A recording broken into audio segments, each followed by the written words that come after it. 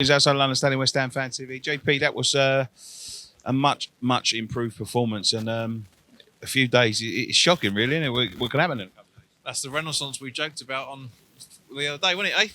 As the funny thing about that is, it shows in such a short space of time the players that Pellegrini fell out with.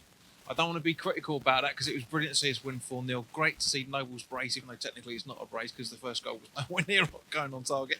We'll let the dubious goals. Absolutely, yeah. Great to see that VAR was actually consistent. How many times have we talked about that in this season? You know, everything was spot on. Even the red, making sure that Creswell's red wasn't a red, which is completely right. I don't even think it was a yellow, to be honest. There was Maybe out of control. Out of control, but no intent, definitely. So by the book, it is a foul. But very, very happy with all of that, especially with VAR just making sure that Anderson's goal should have stood, because there's how he's on offside call for that in any shape or form. Anderson was about 2 yards behind the geezer, but the ball was being played through. But yeah, absolutely happy with that.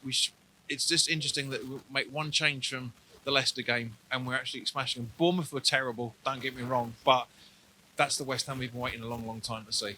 Haller worked hard tonight. I thought Anderson is the one for me because although he gave the ball away a couple of times, he was lacking in confidence. But I see him much further up the pitch, ready to receive that ball much further up the pitch. And he got his just rewards tonight, and I think that might kick him on. And we've seen Moyes get the best out of Arnautovic. Could we get the best out of Anderson? I hope so, because I've been listening to your podcast over the last few days. They've been fantastic, by the way. And saying about that Haller and Anderson were Pellegrini-type players. I don't think they were, because otherwise we would have seen them playing a lot better than they have been this season, or last season for that matter. My only criticism of Anderson is he needs to put more weight behind his balls, because if he goes more than 4 or 5 yards, it just loses completely. But you're right. We need to see him playing a lot more with a lot more aggression. That ball up the pitch. Yep, it's just all over. It's just all over the place. A bit of I was quite shocked to see we were a 4-5-1 again, but it worked.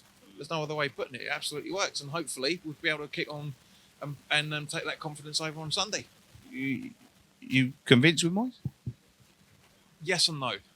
So I honestly think it's too early to say that that it's the new honeymoon period and all that. No, not just that. I mean, because at the end of the day, like I said at the beginning, it's clear the players that fell out with Pellegrini, because we haven't seen Anderson run like that for Christ knows how long. We haven't seen Haller do that since he came in. Well, after the Watford game, or Watford away.